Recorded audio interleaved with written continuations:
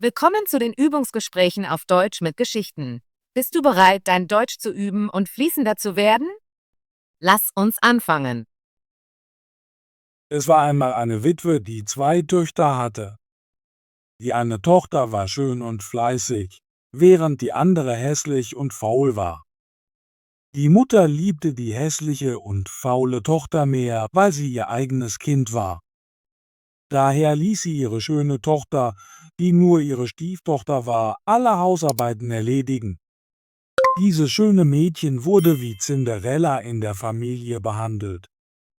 Ihre Stiefmutter schickte sie jeden Tag hinaus, um am Brunnen am Weg zu sitzen, wo sie Fäden spinnen musste, bis ihre Finger bluteten. Eines Tages fiel etwas Blut auf die Spule, und als das Mädchen sich über den Brunnen beugte, um es abzuwaschen, rutschte die Spule aus ihrer Hand und fiel in den Brunnen. Weinend lief sie nach Hause, um ihrer Stiefmutter von ihrem Unglück zu berichten, doch die Stiefmutter war sehr hart und schimpfte mit ihr. Sie sagte unfreundlich: „Da du die Spule in den Brunnen hast fallen lassen, musst du sie wiederholen."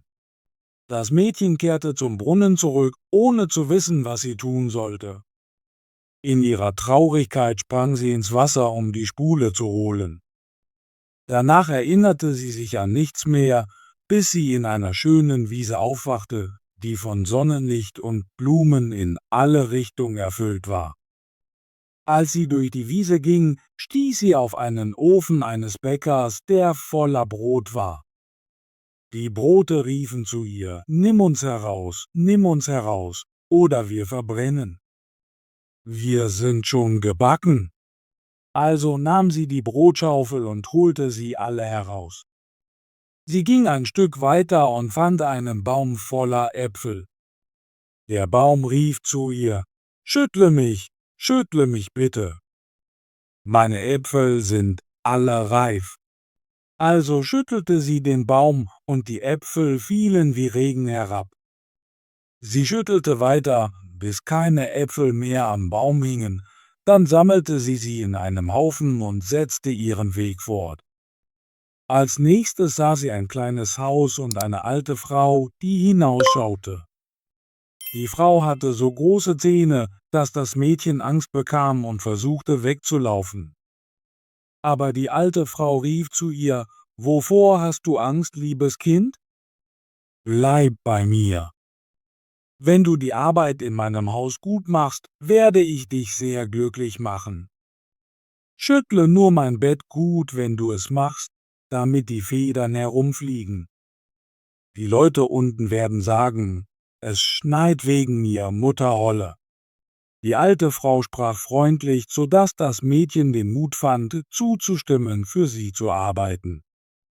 Sie tat alles, wie die alte Frau es verlangte, und jedes Mal, wenn sie das Bett machte, schüttelte sie es kräftig, und die Federn flogen wie Schneeflocken herum.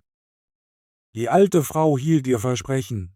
Sie wurde nie wütend und gab ihr jeden Tag köstliches Essen. Das Mädchen blieb eine Weile bei Mutter Holle, aber schließlich begann sie unglücklich zu werden. Zunächst wusste sie nicht, warum, aber bald erkannte sie, dass sie nach Hause vermisste. Sie fühlte sich Heimweh, obwohl es ihr bei Mutter Holle viel besser ging als bei ihrer eigenen Mutter und Schwester. Nach einiger Zeit ging sie zu Mutter Holle und sagte: „Ich habe so Heimweh, dass ich nicht mehr hier bleiben kann. Auch wenn ich glücklich bin, muss ich zu meiner Familie zurückkehren." Mutter Holle antwortete: „Ich freue mich, dass du nach Hause möchtest. Da du mir gut gedient hast, werde ich dich selbst zurückbringen." Dann nahm sie das Mädchen an der Hand und führte es zu einem großen Tor. Als das Tor sich öffnete und das Mädchen hindurchging, fiel ein Goldregen auf sie und bedeckte sie von Kopf bis Fuß. „Das ist eine Belohnung für deine harte Arbeit", sagte Mutter Holle und gab dem Mädchen die Spule, die sie in den Brunnen fallen gelassen hatte. Das Tor schloss sich und das Mädchen fand sich wieder in der realen Welt, nahe dem Haus ihrer Mutter. Als sie in den Hof trat, krähte der Hahn, der auf dem Brunnen saß: „Kikeriki." Deine goldene Tochter ist zurückgekehrt. Sie ging zu ihrer Mutter und Schwester hinein, die sie herzlich willkommen hießen, weil sie mit Gold bedeckt war. Sie erzählte ihnen alles, was passiert war. Als die Mutter hörte, wie ihre Tochter reich geworden war, wollte sie, dass auch ihre hässliche, faule Tochter ihr Glück versucht. Also ließ sie die Schwester am Brunnen sitzen und spinnen.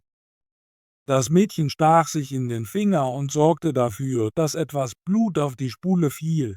Dann warf sie in den Brunnen und sprang hinterher. Wie ihre Schwester wachte sie in der schönen Wiese auf und ging, bis sie den Ofen erreichte. Nimm uns heraus, oder wir verbrennen. Wir sind schon gebacken, riefen die Brote, genau wie zuvor. Aber das faule Mädchen antwortete: Glaubst du, ich werde meine Hände für euch schmutzig machen? Und ging weiter. Dann kam sie zum Apfelbaum. Schüttle mich bitte. Meine Äpfel sind reif, rief er. Aber sie sagte nur: Das ist eine dumme Bitte. Was ist, wenn einer der Äpfel auf meinen Kopf fällt? Und setzte ihren Weg fort. Schließlich erreichte sie das Haus von Mutter Holle. Von ihrer Schwester hatte sie von den großen Zähnen gehört, also hatte sie keine Angst und stimmte schnell zu, für die alte Frau zu arbeiten. An ihrem ersten Tag arbeitete sie hart und versuchte, Mutter Holle zu gefallen, weil sie an das Gold dachte, das sie bekommen würde. Am nächsten Tag jedoch begann sie nachzulassen. Am dritten Tag war sie noch fauler, schlief aus und wollte nicht aufstehen. Sie vergaß auch, das Bett gut zu schütteln, so dass die Federn nicht herumflogen. Mutter Holle wurde bald müde von ihr und sagte, sie könne gehen. Das faule Mädchen war glücklich und dachte, bald werde ich mein Gold bekommen.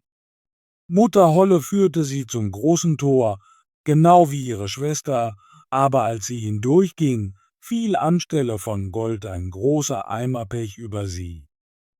Das ist für deine Arbeit, sagte die alte Frau, und sie schloss das Tor. So ging das faule Mädchen mit Pech bedeckt nach Hause, und der Hahn am Brunnen rief, als er sie sah, Kikeriki. Deine dreckige Tochter ist zurückgekehrt. Aber egal, was sie versuchte, sie konnte das Pech nie abwaschen, und es blieb ihr für den Rest ihres Lebens anhaften. Tolle Arbeit! Möchtest du dein Deutsch üben und fließender werden? Bitte abonniere unseren Kanal und aktiviere die Benachrichtigungsglocke, damit du keine unserer kostenlosen deutschen Geschichten verpasst. Bis zum nächsten Video.